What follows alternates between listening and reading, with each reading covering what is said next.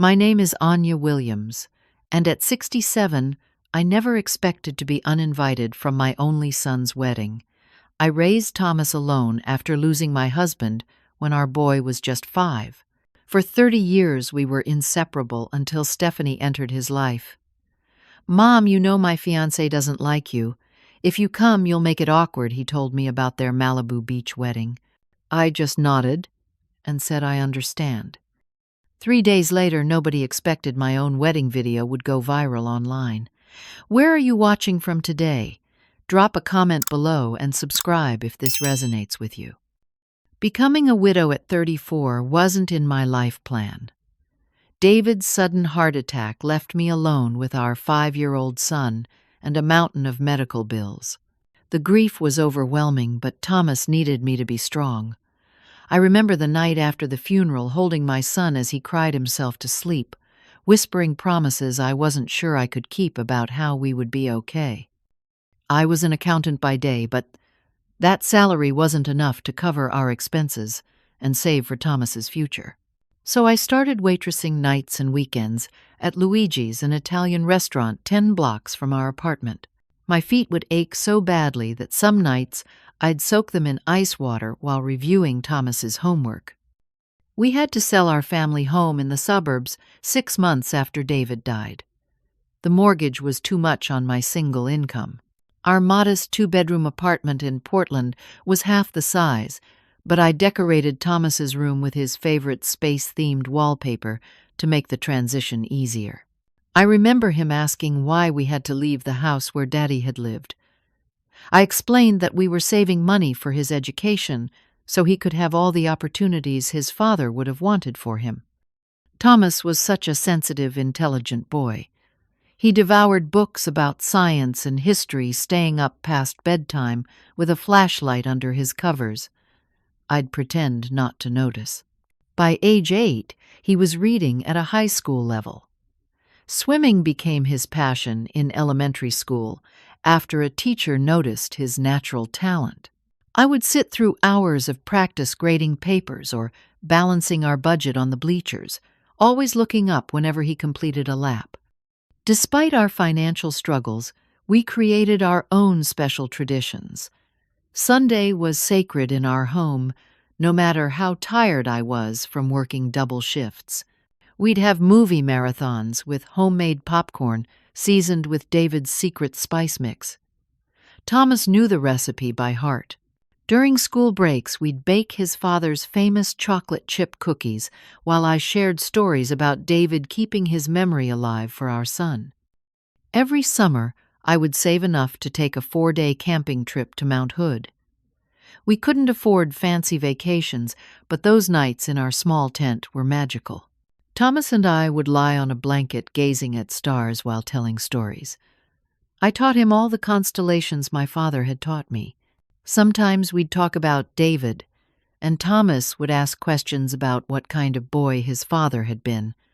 Those quiet conversations under starlight were when I felt most connected to my son. I was determined that Thomas would have every opportunity I could possibly provide.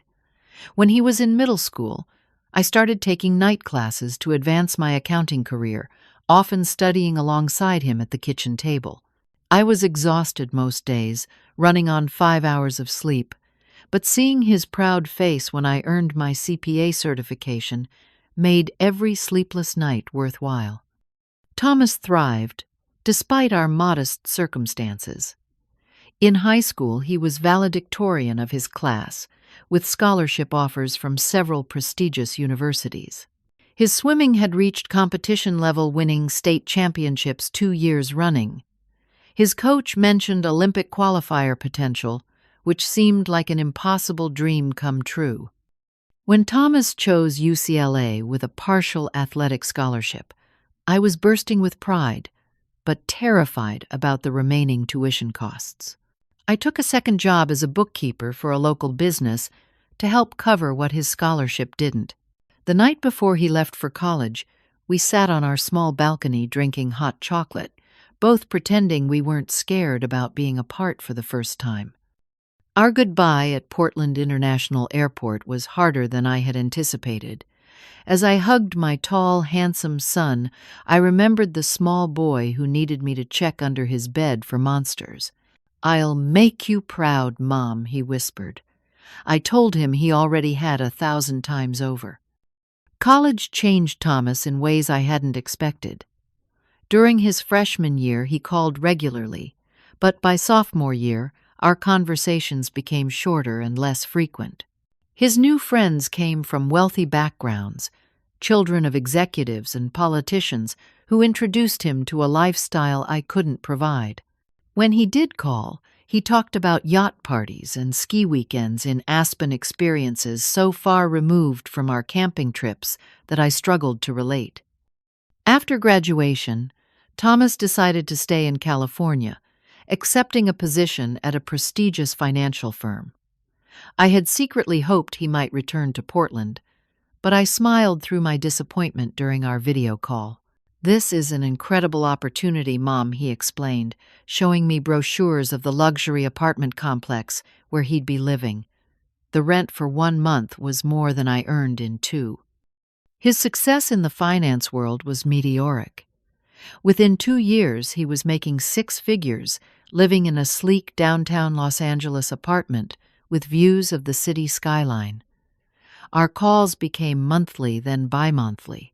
When we did speak, he'd tell me about exclusive restaurants and networking events, while I shared stories about our old neighbors or my book club, which suddenly seemed trivial in comparison. Despite the growing distance, I remained fiercely proud of all Thomas had accomplished. I displayed his graduation photos prominently and bragged about him to anyone who would listen. If sometimes I felt left behind, I pushed those feelings aside. This was what motherhood was about, wasn't it? Raising a child who could soar beyond your own horizons, even if it meant they soared away from you. Thomas had been in Los Angeles for just over 2 years when he called with unusual excitement in his voice. "Mom, I've met someone special," he said, a tenderness in his tone I hadn't heard since he was a teenager. Her name was Stephanie Grant, and the way he described her focused primarily on her Stanford business degree and her family's connections in the entertainment industry. I noted that he didn't mention her kindness or sense of humor, qualities his father and I had always valued, but I was simply happy to hear joy in his voice. Our first meeting was via video call. Stephanie sat beside Thomas on their white leather sofa, perfectly styled with honey blonde hair and impeccable makeup. Her smile was polite but didn't quite reach her eyes as she greeted me. "Thomas has told me so much about your charming little life in Portland," she said, emphasizing little in a way that made me instinctively smooth my discount store sweater. Throughout the call, she directed most conversation toward Thomas's achievements, barely asking about me at all. For 6 months, I saved every extra dollar to afford a flight to California to meet Stephanie in person. I withdrew money from my modest retirement account, something I'd never done before, but meeting the woman who made my son happy seemed worth the penalty fees. I remember standing in front of my closet the night before my flight, worrying that nothing I owned would be suitable for Los Angeles. Stephanie and Thomas picked me up from LAX in her white Mercedes convertible. As we drove to their Marina del Rey condo, I felt increasingly self-conscious in my department store outfit that had seemed perfectly nice in Portland. The doorman at their building gave me a quick once-over as we entered the lobby with its marble floors and fresh flower arrangements that cost more than my weekly grocery budget. That evening they took me to dinner at an exclusive restaurant where I didn't recognize half the items on the menu. When I stumbled over pronouncing Bouillabaisse, Stephanie corrected me with a thin smile. "It's French Anya. Bouillabaisse." Thomas chuckled, sharing a look with her that excluded me. Throughout dinner, Stephanie asked pointed questions about my career and what she called my quaint life in Portland, each question somehow highlighting the gap between my world and theirs. Thomas laughed along with Stephanie's subtle jabs about my simple lifestyle, seemingly oblivious to the undercurrent. When I mentioned our camping traditions, Stephanie remarked, How rustic. We usually summer in the south of France or Santorini. The way Thomas beamed at her made it clear whose validation mattered more to him now. The next day, Stephanie suggested a shopping trip, offering to help refresh my wardrobe. In the designer boutique, as I checked price tags with mounting horror, she held up clothes saying things like, "This would help modernize your look." When I emerged from the dressing room, in a blouse that cost more than my monthly car payment, she tilted her head critically and said, "It's an improvement, but you really need a complete makeover." Thomas waited outside, absorbed in work emails. Later that afternoon, while Thomas showered before dinner, I overheard Stephanie on the phone with a friend.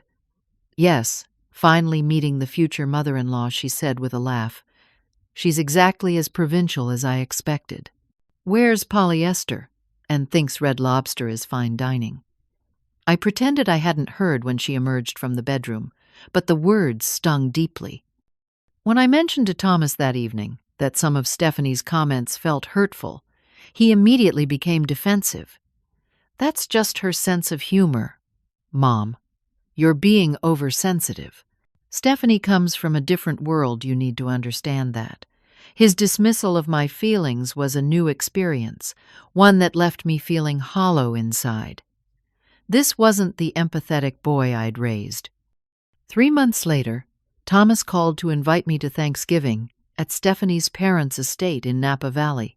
I spent money I didn't have on a new outfit and a small hostess gift determined to make a better impression.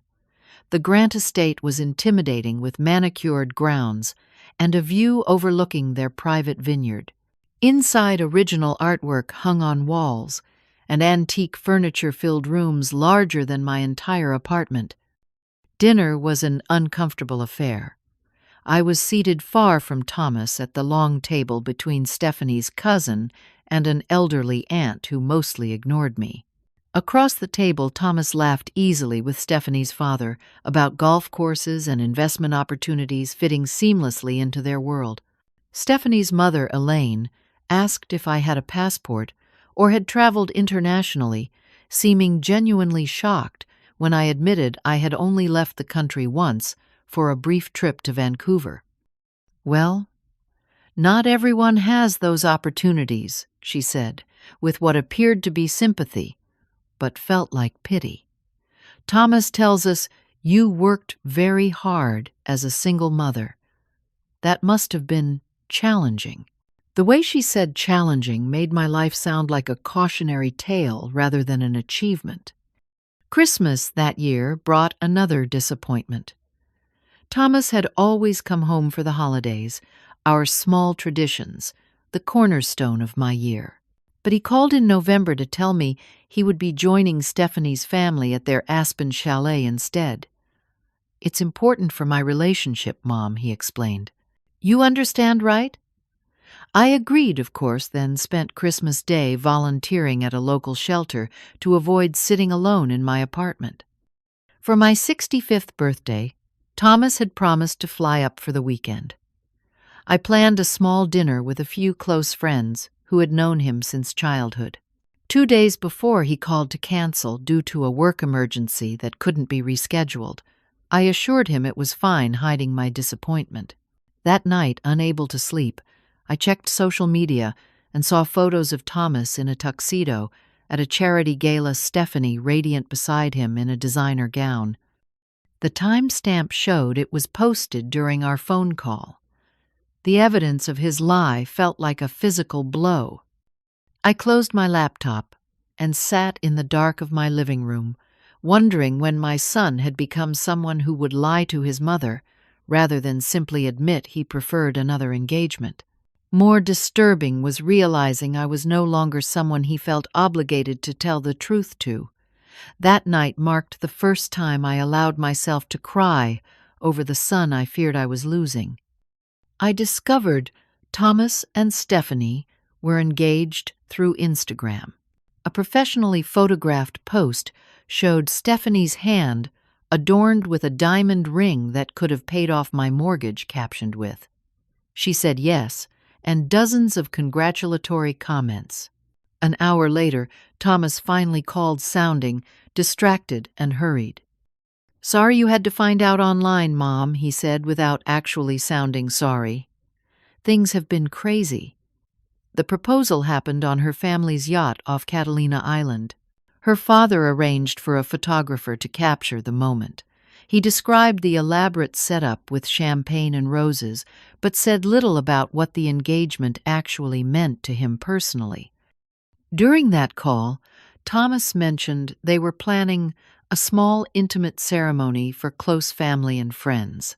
Despite the qualifier small, he described their vision for a sunset beach wedding in Malibu at an exclusive resort that catered to celebrities and tech billionaires.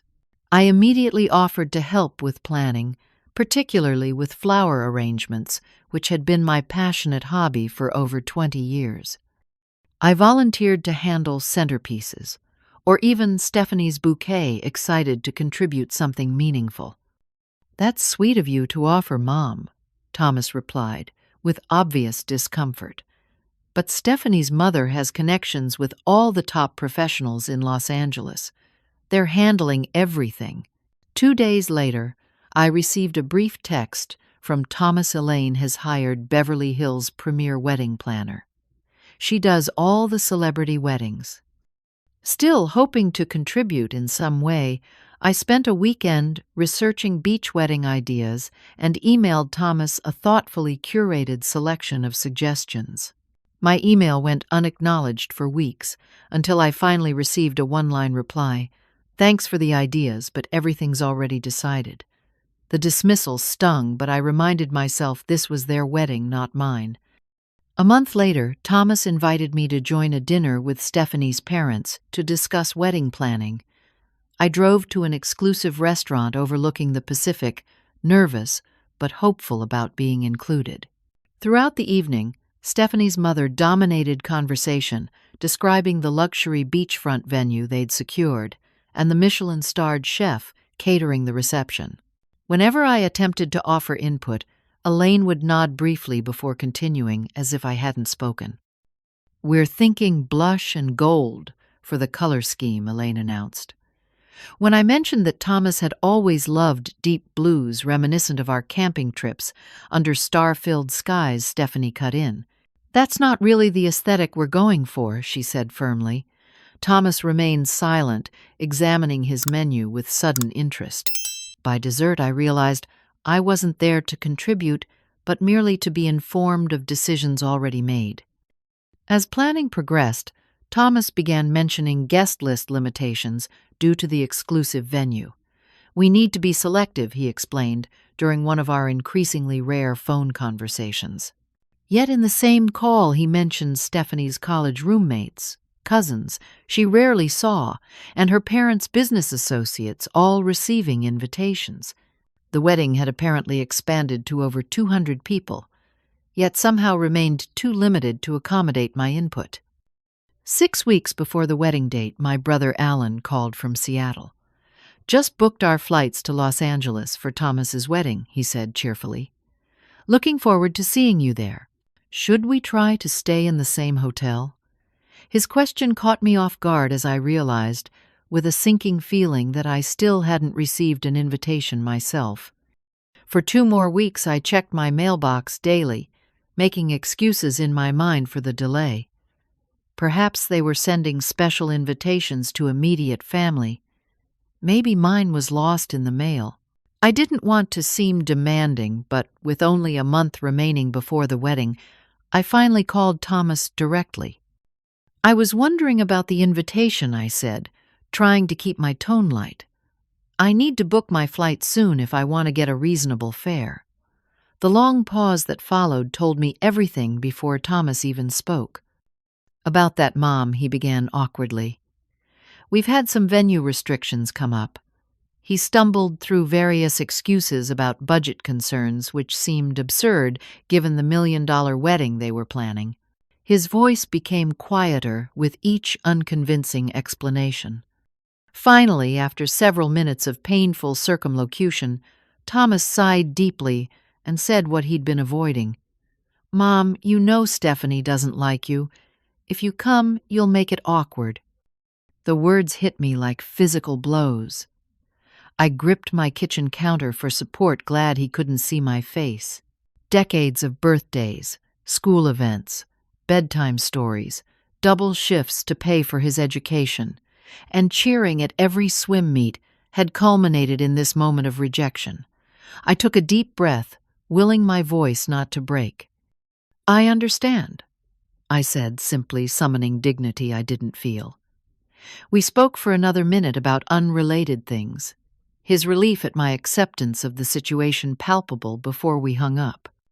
The drive home from work that day is a blur in my memory. I had to pull over twice because tears made it impossible to see the road. I remember sitting in my car by a park, watching families walk together, wondering where I had gone wrong. Had I given too much, not enough was my son embarrassed by my ordinary life after tasting luxury. That evening, I sat alone in my apartment, looking through old photo albums, Thomas learning to ride a bike. Thomas in his cap and gown at high school graduation. Thomas and me with cake frosting on our noses from his 16th birthday. Years of love and sacrifice, reduced to "you'll make it awkward."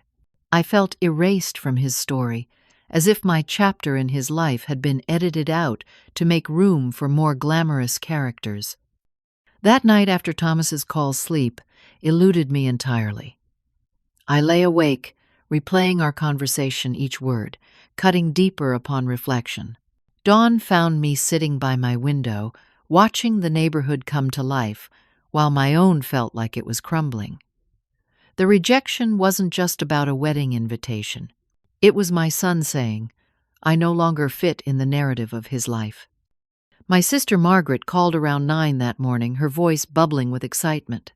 "Just got Thomas's wedding invitation. Have you booked your flight yet? Maybe we could go together." The realization that my own sister had been invited while I was excluded added another layer of humiliation.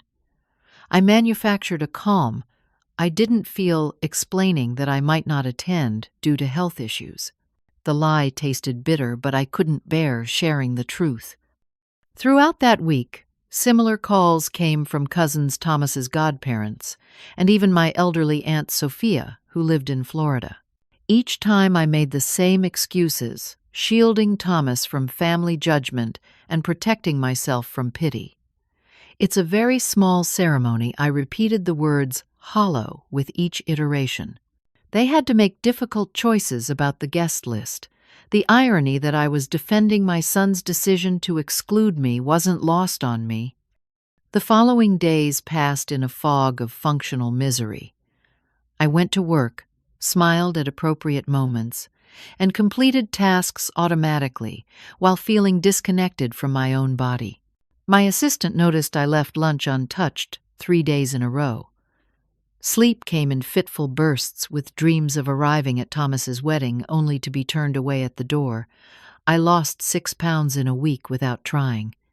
Each Instagram notification became a source of dread and compulsion. I couldn't stop myself from checking Thomas and Stephanie's updates, venue visits with champagne toasts, cake tastings with the celebrity baker, Thomas's tuxedo fitting at a renowned Beverly Hills tailor.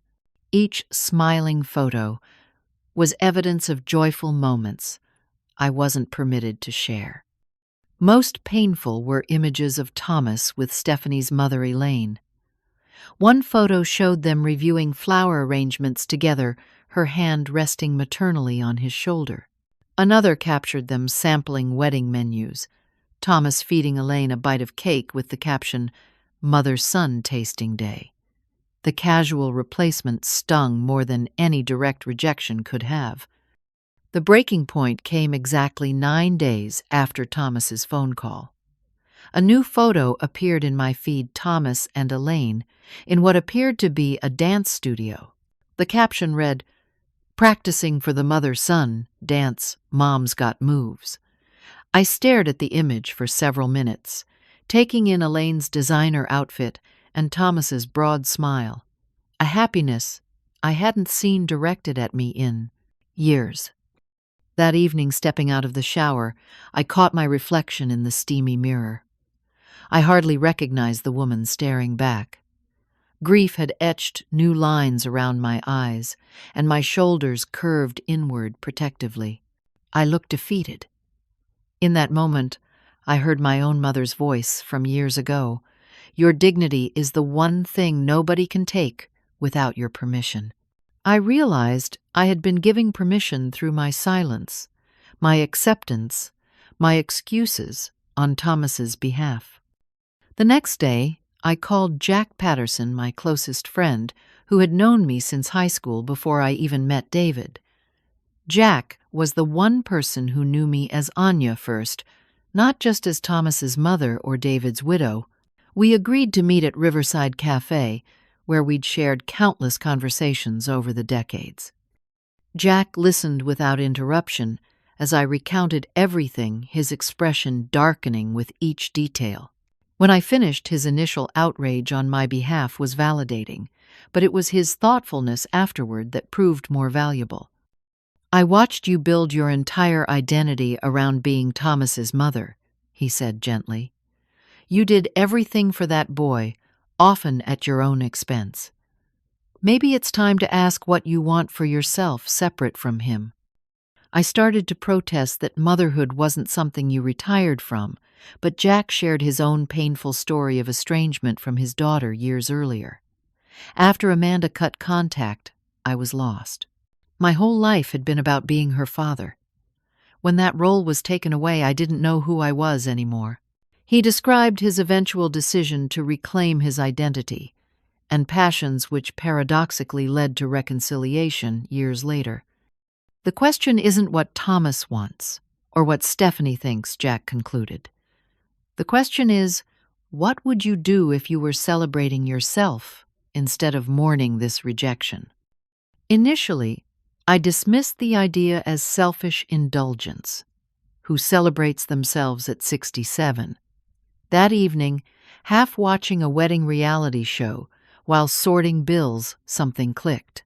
The bride on screen was making vows to herself before exchanging them with her partner, promising self-respect and honoring her own worth. It struck me that in 33 years since David's death, every decision I'd made centered around Thomas, my role as his mother, eclipsing all other aspects of my identity. I pulled out a journal I'd barely used, a gift from a colleague years earlier, and began writing. The words flowed as I acknowledged my grief, but also my worth. I wrote about the successful career I'd built from nothing, the friends who valued me, the community service I'd contributed to quietly for decades.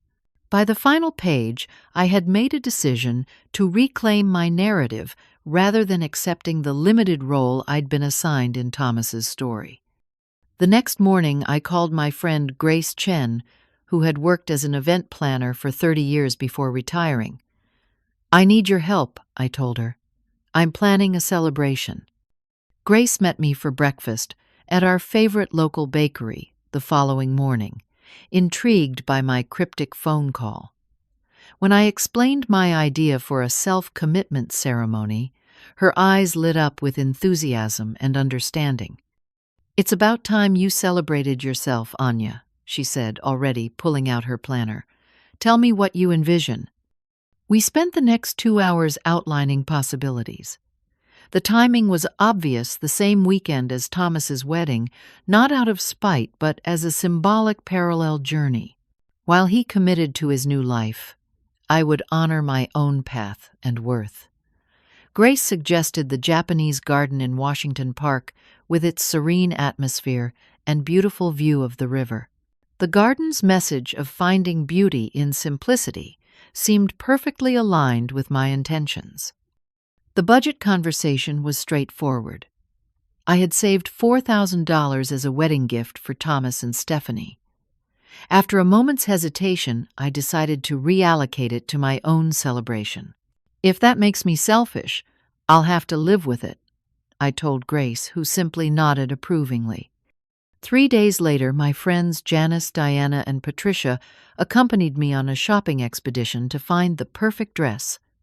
We visited 7 stores before finding it a silk dress in sapphire blue that matched my eyes.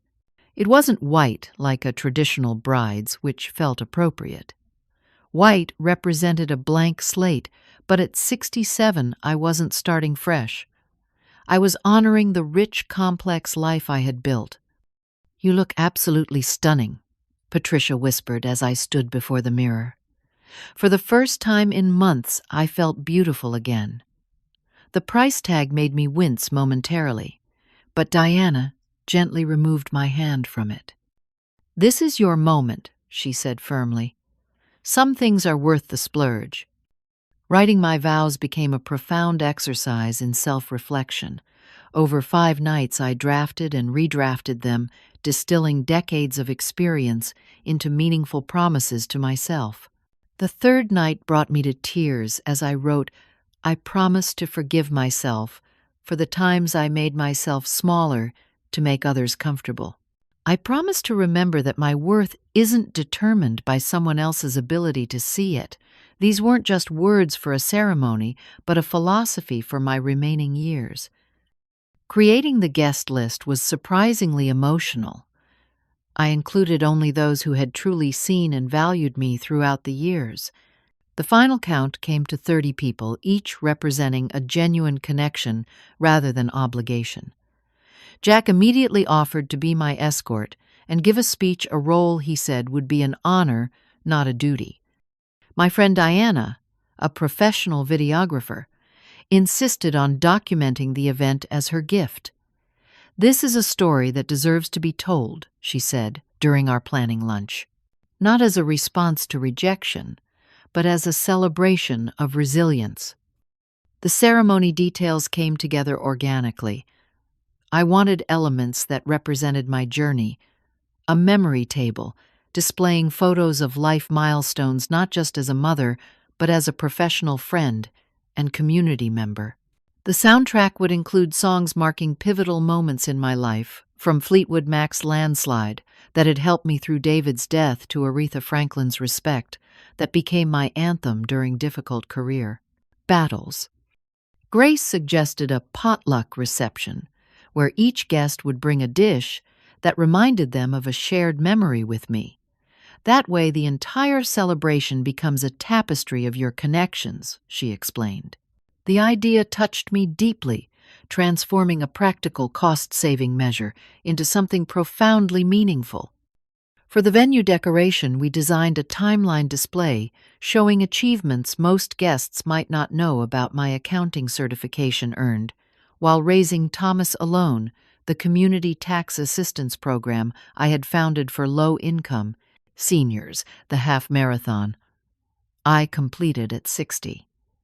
These weren't accomplishments I typically discussed, having been taught that self-promotion was unseemly. But Grace insisted they deserved recognition. The ceremony program included quotes about self-love and resilience that had guided me through difficult times. I selected readings that spoke to reclaiming one's narrative and finding strength in vulnerability. Each element was intentional, creating not just an event, but a statement about valuing oneself regardless of others' validation. The night before the ceremony, I hosted a small dinner at my apartment for my closest friends. What I had expected to be a simple meal became an impromptu celebration of its own. One by one, friends shared stories of times I had impacted their lives positively, moments I had forgotten or never recognized as significant. My college roommate Barbara recalled how I had supported her through a devastating breakup 40 years earlier. My colleague Martin described how my mentorship had changed the trajectory of his career. Each story reflected back a version of myself. I rarely acknowledged someone worthy of the celebration we were planning. On the morning of the ceremony, my small apartment buzzed with activity. Patricia, a former hairstylist, arranged my silver hair in an elegant updo, while Janice, who had worked for a cosmetics company, applied makeup that enhanced rather than masked my age. The atmosphere felt like a traditional wedding preparation, but with an important difference. The focus wasn't on how I would appear to someone else, but on how I wanted to present myself to the world. Just before leaving for the garden, I experienced a moment of profound doubt. Standing in my bedroom in the blue silk dress, I wondered if this entire event was an elaborate exercise in pettiness rather than empowerment.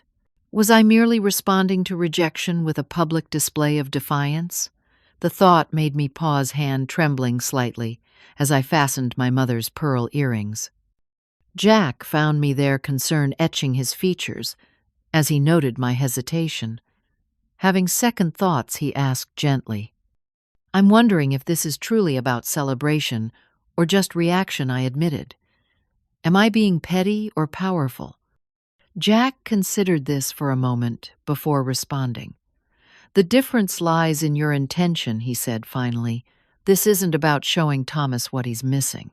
It's about showing the world, and more importantly yourself, what you're worth. That's not petty, Anya. That's profound." His words steadied me. Taking a deep breath, I picked up the small bouquet of white roses and nodded. "Let's go celebrate then," I said, feeling the weight of uncertainty lift from my shoulders. Arriving at the Japanese garden felt like stepping into another world. Grace had transformed the already beautiful space with subtle touches, white ribbons fluttering from cherry trees and small arrangements of blue hydrangeas marking the path. Through the garden's gate, I could see my 30 guests standing in a semicircle around a simple white arch adorned with roses and eucalyptus. Jack offered his arm as Fleetwood Mac's Landslide began playing softly through discreetly placed speakers. Walking toward my friends and family, I felt a surprising absence of nervousness. This moment wasn't about performance or others' approval. It was a declaration of self-worth that had been decades in coming. The ceremony began with Jack's speech, which moved several guests to tears. "I've known Anya Williams for 49 years, he began. "I've watched her rebuild her life after devastating loss, sacrifice endlessly for her son, and create success from nothing but determination and intelligence. Today isn't about what Anya has lost, but about what she has always possessed: unshakable dignity and the capacity to love without conditions." 3 of my oldest friends read poems about resilience and self-value. My former assistant, now a successful accountant herself, shared how my mentorship had taught her that kindness and professional success weren't mutually exclusive. Each speaker reflected aspects of my life journey that collectively formed a more complete picture than I typically acknowledged.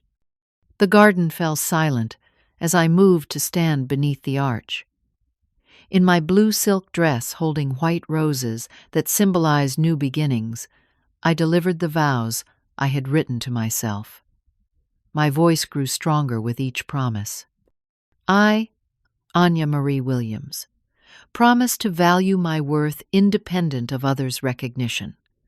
I promise to honor the wisdom I've earned through 67 years of loving, losing, working, and persevering.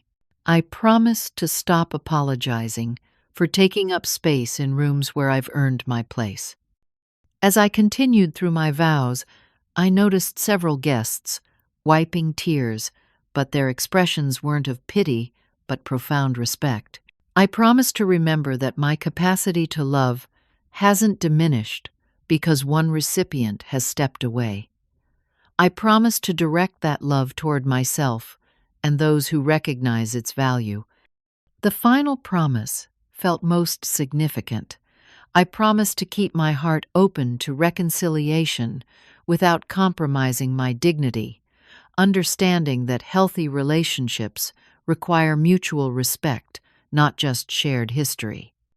I slipped a simple silver ring onto my own finger, a tangible reminder of these promises. The symbolism wasn't lost on anyone present that I was choosing myself after decades of putting everyone else first. The garden erupted in applause, and a standing ovation that seemed to go on forever, the validation washing over me like warm sunlight. The celebration afterward was everything I had hoped for. We danced to music, spanning 5 decades, each song triggering memories and stories. The potluck created a feast of personal history. Jack brought his famous lasagna that had sustained me during the week after David's funeral. Grace contributed the lemon bars we'd shared during our event planning days, and my quote, brother Alan recreated our mother's apple pie from our childhood. Diana moved through the event, capturing everything occasionally, showing me preview footage that brought fresh tears to my eyes.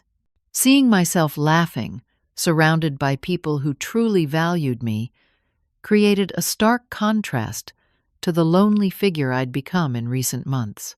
This was the real Anya, not the diminished version I'd allowed rejection to create.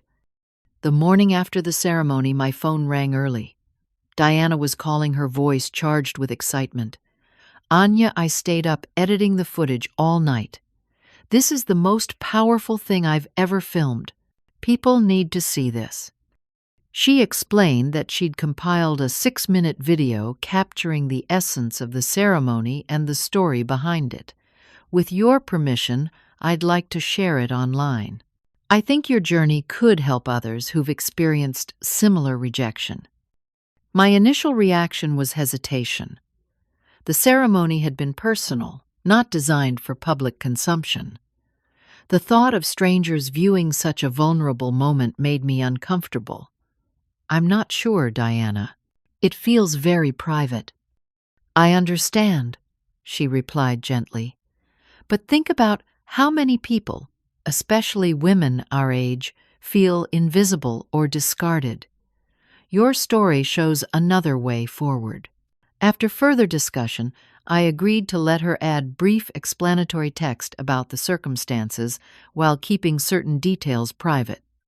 Diana posted the video on TikTok and YouTube that afternoon with the title, Uninvited from Son's Wedding, Mother Chooses to Celebrate Herself Instead. Within hours, it had reached 1,000 views, with comments flooding in from women sharing similar experiences of family estrangement or rejection.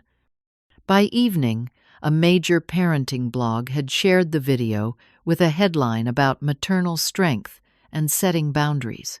Their post brought thousands more viewers, with comment sections filled with emotional responses and debates about family obligations versus self-respect. The next morning, I woke to find the view count had reached 100,000 overnight. My phone was constantly buzzing with notifications as Diana forwarded supportive messages from viewers. Women wrote about being excluded from their children's lives, after divorce being rejected for not meeting in-laws' standards, or simply being deemed embarrassing by adult children.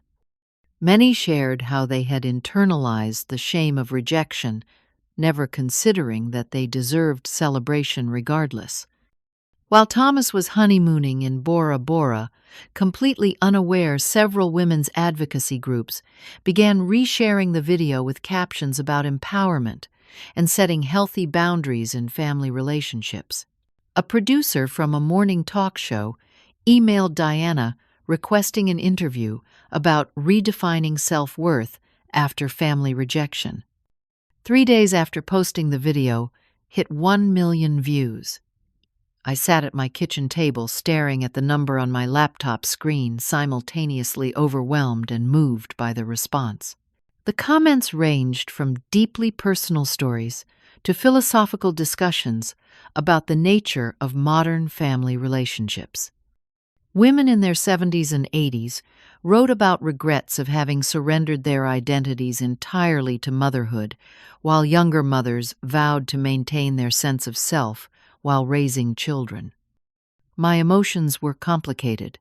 There was vindication in knowing my experience resonated with so many, yet profound sadness that the circumstances necessitating the ceremony were so common. The growing number wasn't just a metric of popularity, but evidence of a widespread pain I'd never fully recognized until experiencing it myself. Diana called hourly with updates. The parenting website wants to do a follow-up story. 2 podcasts about family dynamics have requested interviews. A book agent even reached out asking if you'd consider writing a memoir. The attention was disorienting for someone who had lived quietly for decades. The number continued climbing over the next 24 hours, reaching 2 million views and spreading to international audiences. Translations appeared in Spanish, French, and German. A reporter from a national newspaper contacted me for a feature story on redefining family bonds in the modern age. Through all this unexpected attention, I experienced surprisingly little regret about sharing my story. Each message from a woman who felt seen through my experience confirmed that the vulnerability had served a greater purpose than just my own healing. My private pain transformed into public strength had somehow become a permission slip for others to reclaim their own worth. 6 days after the video was posted, as I was adjusting to my unexpected visibility, my phone displayed an incoming call from Thomas. Thomas's name on my phone screen sent a jolt through my system. After a moment's hesitation, I answered, unsure what to expect. His voice came through tense and strained from the other side of the world. "Mom, what were you thinking? How could you embarrass us like this?" he demanded without preamble. In the background, I could hear the gentle lap of tropical waves, a stark contrast to his harsh tone. I took a deep breath, centering myself before responding. The old Anya would have immediately apologized, but I reminded myself of the promises I'd made. I wasn't trying to embarrass anyone, Thomas. I made a choice to honor myself when I was excluded from an important family event. The video has gone viral. Stephanie's mother saw it. Her friends are sending it to her. His voice rose with each sentence. People are asking why you weren't at the wedding. Do you know how this makes us look? I understand you're upset, I said calmly. But I need you to understand something too. Being told I wasn't welcome at my only child's wedding because I would make it awkward was devastating. I found a way to process that pain that didn't involve bitterness or retaliation. I celebrated love instead of dwelling on rejection. Thomas continued arguing for several minutes before abruptly hanging up. I sat holding the silent phone, surprised by my own composure. The conversation would have crushed me weeks earlier, but now I felt steady, secure in my choices.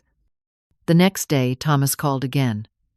His tone was notably different, less accusatory, and more reflective. "I've been thinking about everything," he began hesitantly. "Watching that video was difficult. Seeing you give those vows, hearing what Jack said about all you've done." He paused. "I didn't realize how much I'd hurt you." "It wasn't my intention to make you feel guilty," I told him truthfully. "This was about my healing, not your punishment." "I know that now," he admitted. "That's what makes it harder to face." Our conversation ended tentatively with Thomas suggesting we talk again when they returned from their honeymoon. Progress felt fragile but real. What surprised me most was receiving a call from Stephanie's mother, Elaine, 2 days later. "I've seen your video," she said without introduction. "I wanted to tell you personally that I find your grace admirable." The situation was handled poorly. Coming from someone who had contributed to my exclusion, the acknowledgement was unexpected and complex. When Thomas returned from his honeymoon, he asked to meet in person. We arranged to meet at a neutral coffee shop halfway between our homes. I arrived early, selecting a quiet corner table and ordering tea to steady my nerves. When Thomas walked in alone, he looked tired and conflicted, so different from the carefree groom in wedding photos. "Thank you for meeting me," he began after ordering coffee. "I've had a lot of time to think. He explained that seeing the ceremony video had forced him to confront how profoundly he had hurt me. Watching you stand there making those promises to yourself, because I had broken mine to you, his voice caught. I've never been more ashamed of myself. I listened without interrupting as Thomas described how his values had gradually shifted after entering Stephanie's world.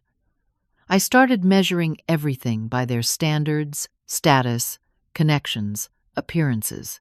Somewhere along the way, I forgot what you taught me about what actually matters. His genuine remorse touched me deeply, but I maintained the boundaries I had promised myself. I appreciate your apology, Thomas. I truly do. But rebuilding trust will take time and consistent effort from both of us. We discussed practical steps forward. Regular phone calls without cancellations. Monthly visits that weren't contingent on Stephanie's schedule or preferences. Most importantly, honest communication without manipulation or avoidance. Thomas revealed that the video had sparked several heated arguments between him and Stephanie. She was furious about the public attention at first, but when she actually watched it, something changed. She said it made her think about her relationship with her own mother, how conditional their love has always been. While I was careful not to place too much hope in this revelation, it felt like a small opening for possible change. As our meeting concluded, Thomas asked hesitantly, "Do you think you could ever forgive me?" The question deserved careful consideration rather than an automatic response. "I'm already working on forgiveness," I told him truthfully. Not because what happened didn't matter, but because holding on to anger would only hurt me more. But forgiveness doesn't mean forgetting or allowing the same patterns to continue. It means creating a healthier relationship, moving forward with clear boundaries and mutual respect. The weeks following our coffee shop meeting brought unexpected opportunities. The women's conference that had contacted me offered a speaking engagement about navigating family dynamics and maintaining personal identity. What began as a 20-minute talk evolved into workshops for women experiencing similar family estrangements.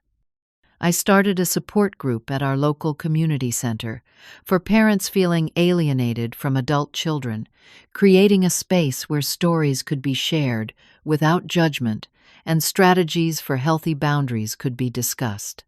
The work became surprisingly fulfilling, transforming my personal pain into a resource for others. Thomas and I began rebuilding our relationship through small, consistent steps. Our first family dinner together felt awkward but necessary. Stephanie attended more subdued than I remembered, occasionally contributing to conversation with what appeared to be genuine effort. When she complimented my earrings, a simple pair I had owned for years, it felt like a tiny olive branch extended across a wide canyon. The most surprising development came 6 weeks after our reconciliation began. Thomas called to tell me that Stephanie had started therapy to address her own family dynamics after watching my video several times. She says it made her realize how she's been recreating her mother's patterns, he explained. It's been hard, but I think it's making a difference. I created a follow-up video about the reconciliation process at Diana's suggestion. The response was overwhelmingly positive, with viewers appreciating the realistic portrayal of family healing as gradual and imperfect rather than instantaneous. "You're showing that reconciliation doesn't require erasing boundaries," one comment read, capturing exactly what I hoped to convey. 2 months after the wedding, Thomas admitted something I hadn't expected. "I watched your ceremony video 17 times," he confessed during a Sunday phone call. "The 3rd time, I finally let myself cry. By the 10th time, I started to understand what I had thrown away. You raised me better than how I treated you, and that's the hardest part to face." As our relationship slowly mended, I reflected often on how rejection had paradoxically led to unexpected growth. The friendships that sustained me through crisis had deepened through shared vulnerability. Professional opportunities arose from publicly owning my story. Most significantly, I had reclaimed parts of myself long submerged under the singular identity of Thomas's mother. Thomas and I continue working on our relationship with weekly phone calls and monthly visits. Stephanie and I maintain a careful politeness that occasionally reveals glimpses of potential warmth. The journey isn't perfect or complete, but it's authentic and hopeful. The wisdom I've gained through this experience isn't about dramatic gestures or public vindication, but the quiet power of writing your own life story rather than accepting the role others assign you. Rejection hurts precisely because we give others the power to define our worth. Taking that power back doesn't require grand displays, just the daily decision to value yourself, even when others don't. I've learned that forgiveness doesn't mean returning to old patterns, but creating healthier new ones. That loving someone doesn't require diminishing yourself. That sometimes the greatest act of love is setting clear boundaries about how you deserve to be treated. Most importantly, I've discovered that loving yourself isn't selfish but essential. It's the foundation upon which all other healthy relationships must be built. Without it, we offer others not love, but dependency, not support, but submission. My journey continues with all its imperfections and ongoing challenges. But now, I move forward with the certainty that my worth isn't determined by anyone's ability to recognize it, including my son's. It exists independent of external validation, a truth I wish I had embraced decades earlier. What about you? Have you ever had to choose between family expectations and personal dignity? How did you navigate that difficult terrain? I would love to hear your stories in the comments below. If this resonated with you, please like and subscribe to join our community of people supporting each other through life's complicated relationships. And if you know someone who might need this message today, please share it with them. Thank you for being part of my journey, and remember that your worth is inherent, not assigned. Until next time.